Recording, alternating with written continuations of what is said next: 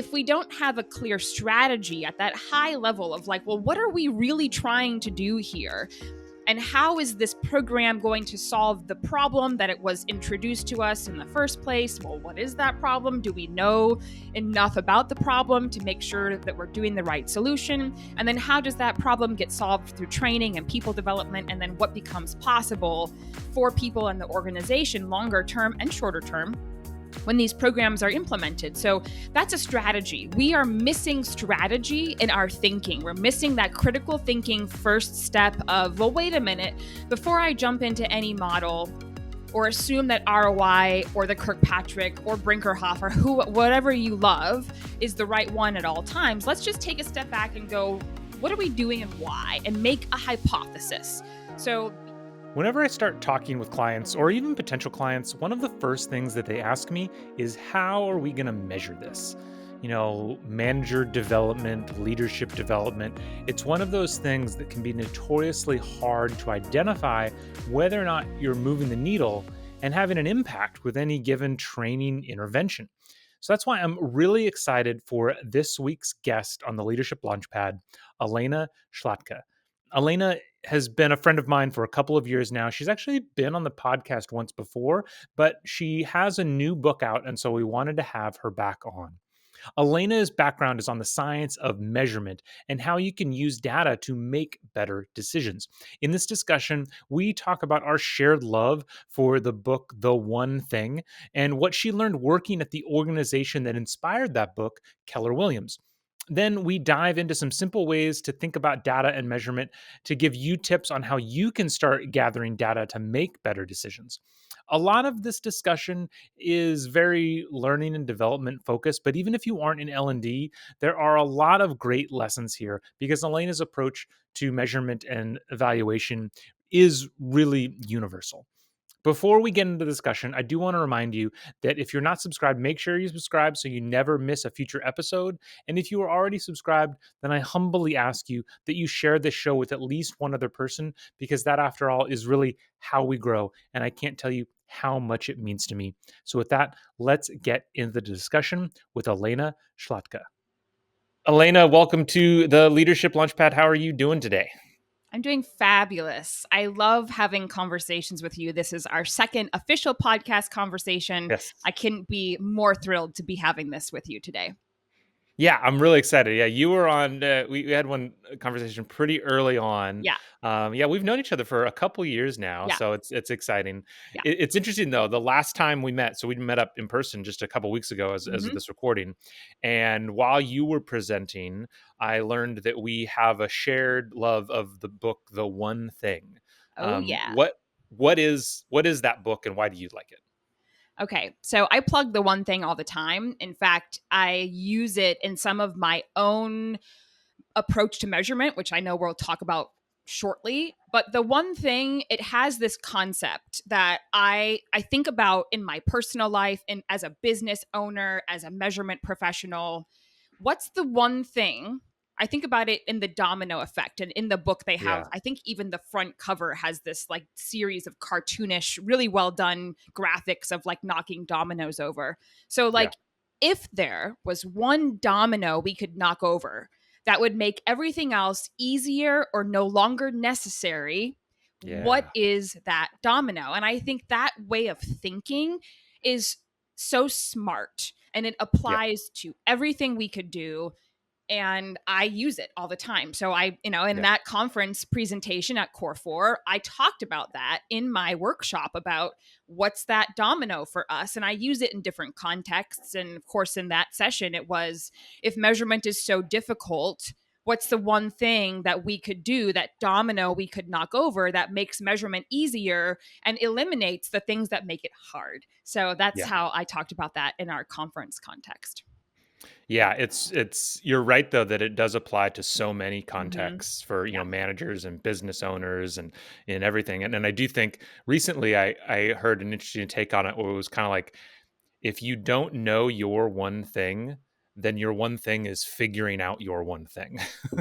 It's like it's really that important, because it's just so easy to get so Hmm. distracted with all these different things to do, especially if you're the one in charge and you're the one who's Yeah. supposed to be kind of setting those priorities. Hmm. You, even though you worked for a little bit at Keller Williams, which is Yeah. kind of where the book comes from. I don't know Not kind of. It what is. It is it exactly is. where the book comes Fair. from. Yeah. Yeah, yeah. So what was your experience like there, and was there anything that you learned or kind of took away from that time? Yeah. So there's two things that I learned at Keller Williams, one good and one not so good. And there's another thing about Keller Williams I think isn't very well known that makes them what they are today. And I'd love to share that as a way of Yeah, launching into our measurement conversation. So, the two yeah. things about them that I learned during my time: one, I'll start with the good thing. One, I learned so much about being a smart real estate investor. So I had the Mm, privilege of yeah, overseeing all the curriculum development, and part of the approach that many L&D professionals use, but surely Keller Williams team members, we leaned heavily on our expert, very successful real estate agents as subject matter experts. So I got to yeah. interview some of the best real estate investors of the last 20 years who sort of grew That's neat. up and became successful inside of the Keller Williams ecosystem. And so I got to work with them, learn from them, build curriculum, be in the room while curriculum and programming was being facilitated, iterate on those programs. And so, how could I not walk away with so much incredible knowledge? Absolutely. And before I worked for Keller Williams, I'd already been in the real estate investing mindset. So I bought my second investment property, made plans for more, and just got smarter as an investor. And I can tell you, Matt, that fast forward, it was those investments and knowledge that equipped me to start my own business and jump into the entrepreneurship Neat. journey. And without that background, I wouldn't be where I am today. So I have Keller Williams Yeah. to really thank for that. So the power, I think it just shows the power of kind of combining the subject matter experts with some good support of instructional Hmm. design to like Hmm. craft really good curriculums to really Hmm. bring deep knowledge to people who otherwise wouldn't get it. That's neat. Yeah. Yeah.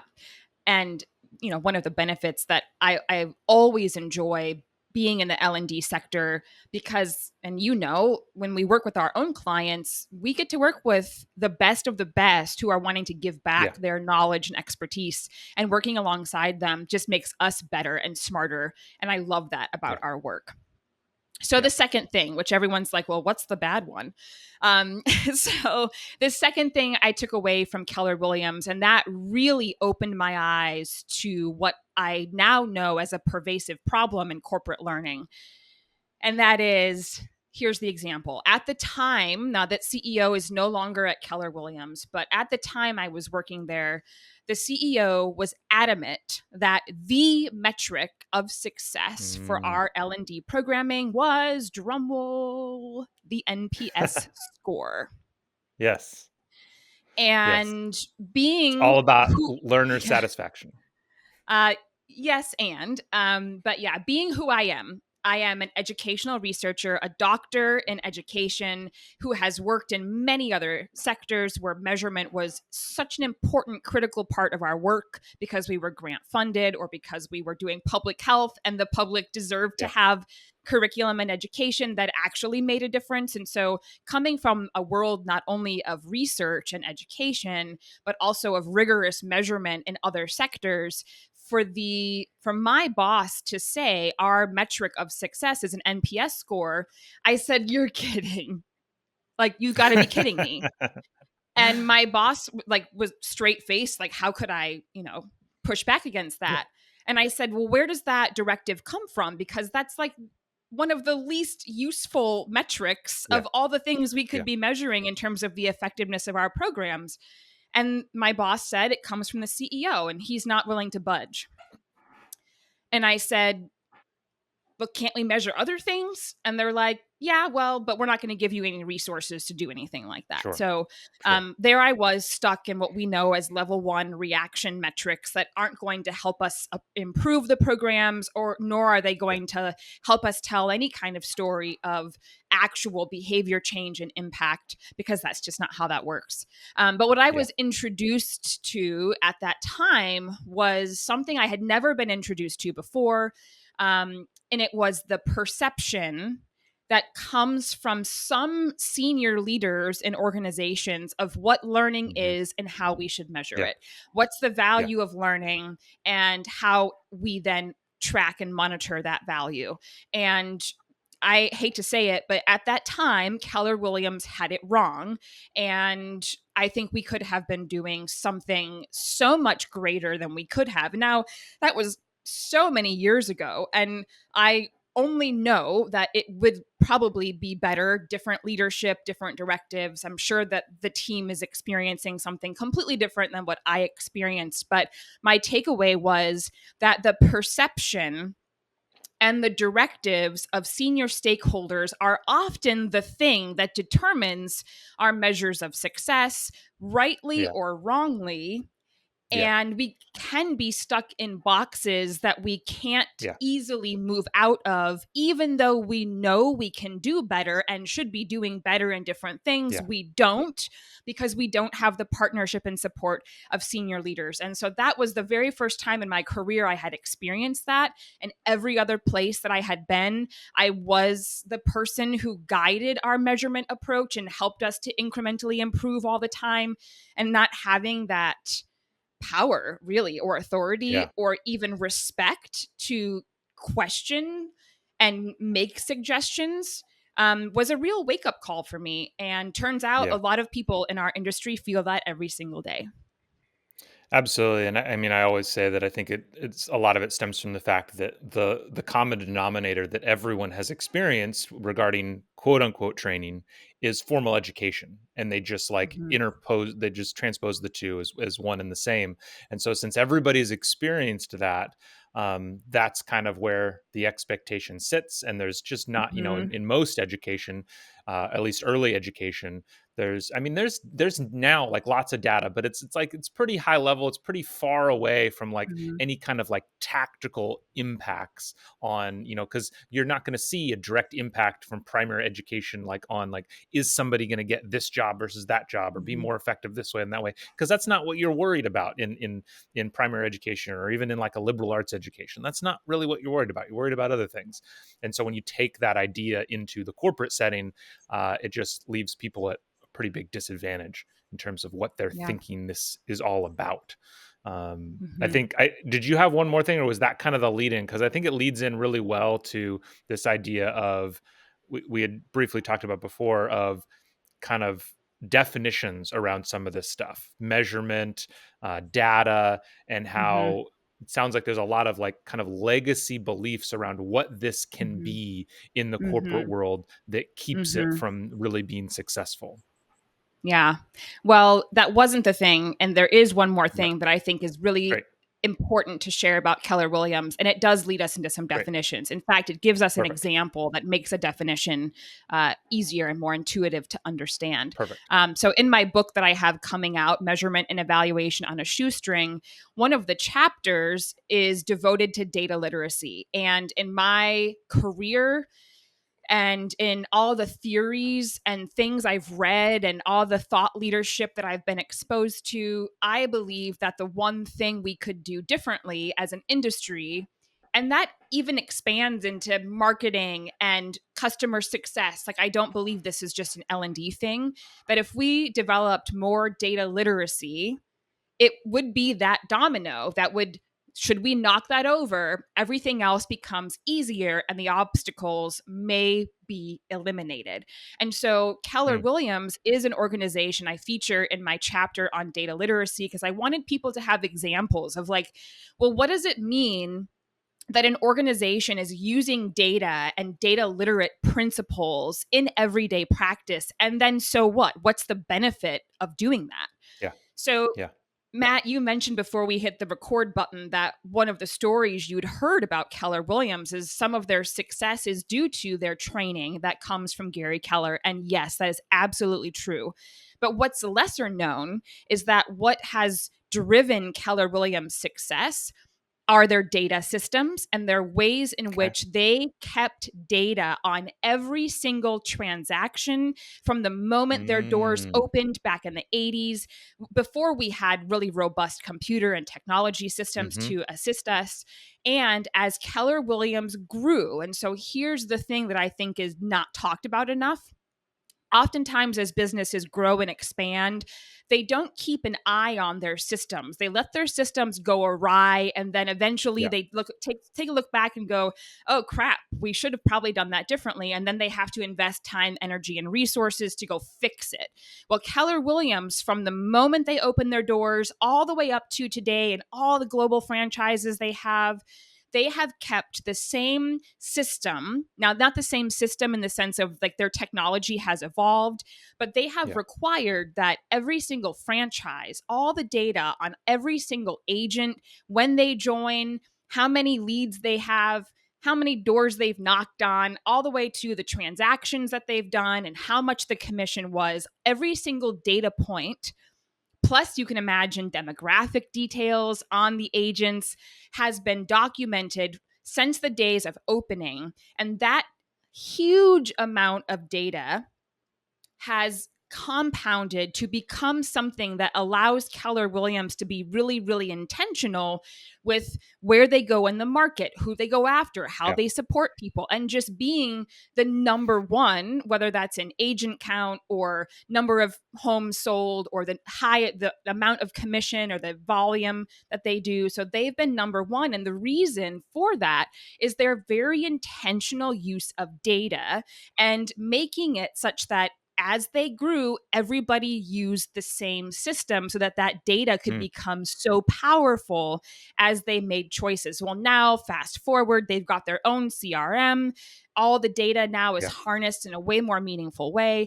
And they're making choices all the time with what markets do they expand into? When do they switch out leadership? How do they support these people? Because everybody's making money on agents closing deals. So, how can they be more intentional with doing that? So, that's data and data literacy in its finest. It's being aware of the importance of data and what using information and insights can do to help us make smart choices to take next steps in growth and optimization and fixing problems.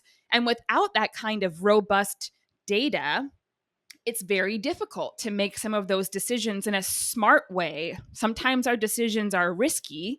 And if we have to Yeah. make a big risky decision, using good data helps sometimes eliminate the risk or at least reduce the risk of the decision and investments that we make in things of that nature for the business. So I love Keller Williams for being a role model in what's possible when we think really intentionally about how we use data, and not only how we use it, but like the systems we use and why it's important, Yeah. and getting everybody enrolled and onboarded into like why that system is important. So yeah, I think that Hmm. is just really brilliant. Interesting. So, how does that clash with what you see in a lot of places, where there isn't that same understanding or rigor of what data is or can do for you? It's really simple. It's like being blind. Yeah. Yeah. So why And I is love that being mhm. no, go ahead. So why I love being a researcher, and this is how I think of myself. So, my training and my doctorate degree program trained me how to think. I believe any higher education we do teaches us how to think or how to think differently. And for Yeah, me, I walked absolutely. away forever changed in that I will always look at the world with that research, that curiosity, that investigative mindset. And I'm always going to want to look for good evidence and data to help me make choices because that's what researchers do. And so, with good data, we can see things that we could never see before. And whether we Hmm. collect data or we just analyze it in a new way, it gives us visibility into really important things. And so without the data, and heaven forbid, sometimes even the data we have isn't the right data or good data. And I'm happy to talk about what makes it good. But without that, we can be making bad decisions. We can't back our ideas around why should we make these changes. If I had some really good data and presented it to the CEO all those years ago back to Keller Williams about, hey, here's why the NPS score isn't the best metric, and if we decided to use these different metrics, what it could do for the business, maybe if I Yeah. had approached it that way, things would have looked different. But I was new at the time and didn't feel confident having that conversation with my boss or the CEO. But yeah, data helps us see things that we can't or couldn't see before. Yeah, everything you're saying, it really reminds me of Annie Duke. Do you know who Annie Duke is? I do She's not. she's a professional poker player, but she's also, I forget if she was trained as an economist or what exactly she was trained in, but she has a one of her books is called Thinking in Bets, and a Mm, lot of it has to do with kind of the importance of data and the idea of like you can't base your decisions purely on the outcome of that one decision. You can mm-hmm. make the right decision but have the wrong outcome, and it's just Mm-hmm. kind of, it could just be dumb luck. And the example that she uses that's really common, that's close to my heart, is from the Super Bowl where the Seahawks were playing the Patriots, and it's just like one of the best Super Bowls ever. Comes down to the wire, the very last play of the game, where the Seahawks are right on the line to score a touchdown, and everybody thinks they're going to go to their running back because he's like one of the best running backs, and they're just going to shoot it right in, and instead they go for a passing play that gets intercepted, and Mm, everybody's just like, Pete Carroll, you're the worst football coach ever. Why would you ever do this? When if you look at the data of situations like that play, an mm. interception in that, it's like there's like a four and a So half percent unlikely. chance. Yeah. It's such an unlikely thing to happen. So it was probably the right decision based on the Mm-hmm. data. It just happened to have the wrong outcome this time. Yeah. Yeah. And you can never know that unless you have all that data. Yeah. So I love, thank you for kind of that walkthrough of time, kind of your time in Keller Williams, but then even more importantly, your time before that and all of your experiences of research, because I think you're right. It's really data in, especially in the corporate learning world, is very boxed in. And Yeah. so having that deep background of allows you, I think, that different way to look at it, because the impact that it can have. And I Mm-hmm. have to believe, that's kind of what led to your formulation of how, measurement and evaluation can work in the learning world. The thing that everybody goes back to is kind of the Kirkpatrick levels, or it's like level 1, 2, 3, 4. There's some very basic metrics, but your system, I think, is A, simpler, and B, much more broadly applicable. I don't think it's just applicable to kind of like a learning sense. Right. Um, I was wondering if you could kind of walk us through your process or your thoughts on that. Yeah. So I want to start by saying I don't believe any measurement model, whether it's an L&D specific model like the Kirkpatrick model or the ROI methodology or the LTEM framework or Brinkerhoff success case method. There's many of them. There's so many more that we don't know. None of those models are wrong.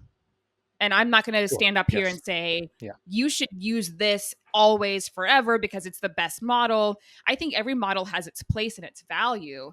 And the challenge for us, and I think this is human nature coming in a little bit, as humans, we want the easy button. Yeah. And in Give some me the ways, answer. Just tell me the right yeah, answer, yeah, Alaina. yeah. In some ways, it's the human nature of wanting to do what's easier versus what's right. And so to Mm, be using one model to evaluate, measure, monitor, tell the story of success for every single one of your learning programs, now that's wrong because it yeah. at one model, and this is my expert opinion, others will disagree with me, and that's okay. We could debate this, and I'm happy to. But I don't believe that there's one model that is appropriate and ultimately useful. Like we want to use a model to measure and monitor our effectiveness based upon what our goals and context and resources are. And so there's a little bit of a dance that we have to do. Now, there may be one model that works best for your organization almost all the time, but not every time. And trying to use Yeah. the same model in every context, every program, every time might make things more difficult than they need to be. So for me, before I jump into a model, because I think the problem is the models give us tactics, actions, Yeah. stepwise strategies. These are things that get us right into action, and that's great. And that's why they're useful. The problem is if we don't have a clear strategy at that high level of like, well, what are we really trying to do here? And how is this program going to solve the problem that it was introduced to us in the first place? Well, what is that problem? Do we know enough about the problem to make sure that we're doing the right solution? And then how does that problem get solved through training and people development? And then what becomes possible for people in the organization, longer term and shorter term, when these programs are implemented. So that's a strategy. We are missing strategy in our thinking. We're missing that critical thinking first step of, well, wait a minute, before I jump into any model or assume that ROI or the Kirkpatrick or Brinkerhoff or who, whatever you love is the right one at all times, let's just take a step back and go, what are we doing and why? And make a hypothesis. So, being Yeah. the researcher that I am, I always hypothesize, okay, well, what are we doing here? If people participate in our programs and they complete that, well, how does that develop them? And what does that look like? And what is that development going to do immediately in the immediate term? What becomes possible for the organization, for our department, whatever? And then what becomes possible longer term because that shorter term thing took place. This is a hypothesis that helps narrow us. And I think the benefit of it is we have a lot of scrap learning. There's data out there that Yeah. says that 70 to 80% of learning is wasted. Time is wasted, money is wasted, Yeah. and we don't want to do that.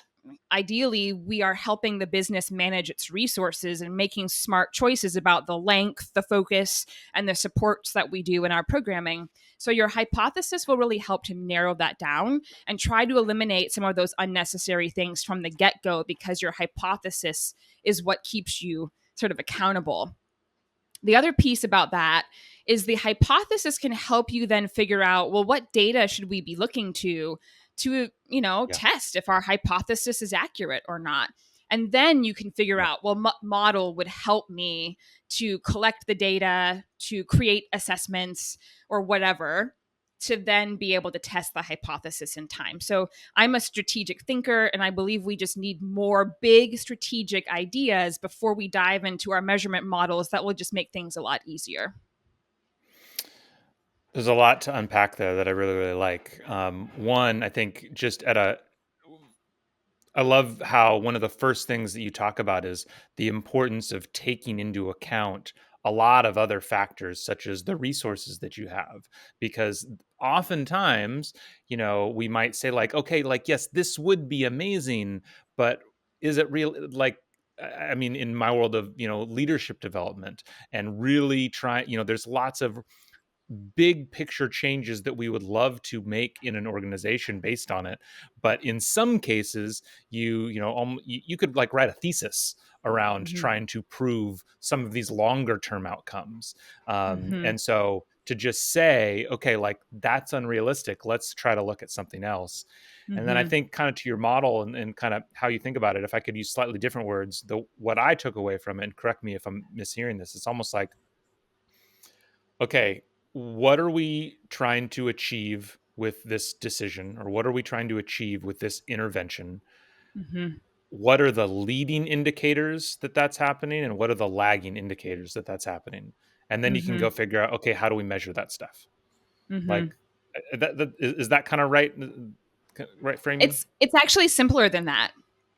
Excellent. So, um, there is a lot of jargon and terminology like formative Sure. assessments versus summative assessments, leading indicators, lagging indicators.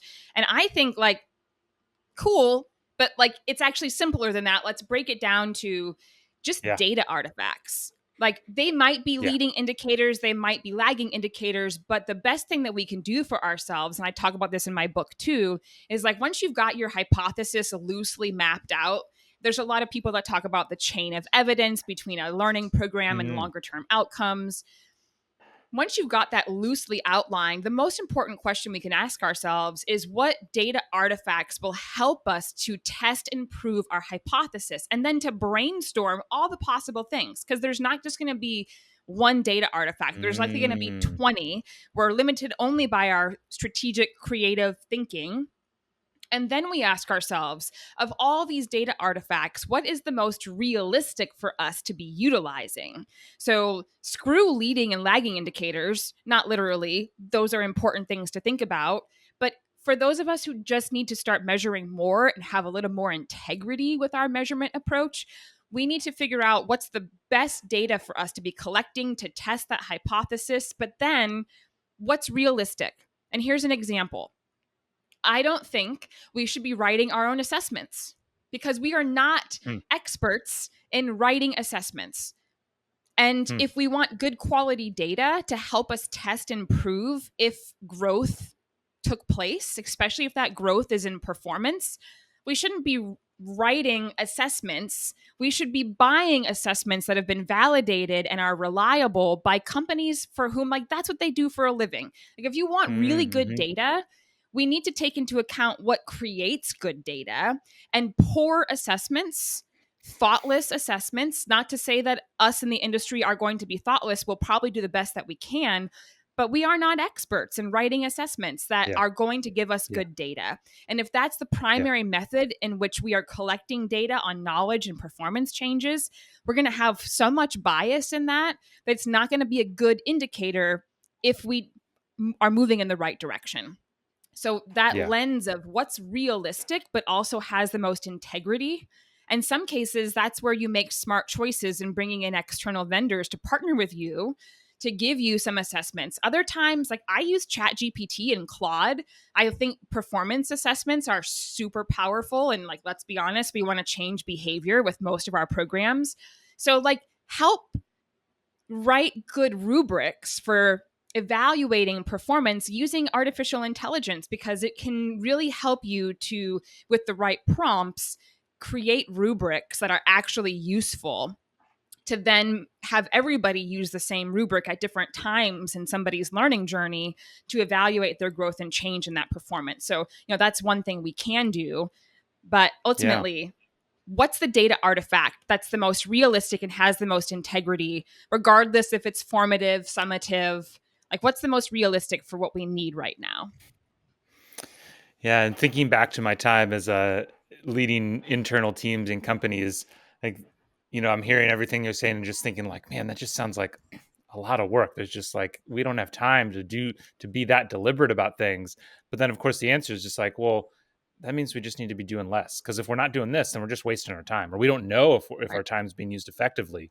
And so chances are we just need a lot fewer but more effective learning interventions, and that's Yes. really how we change Yes. things.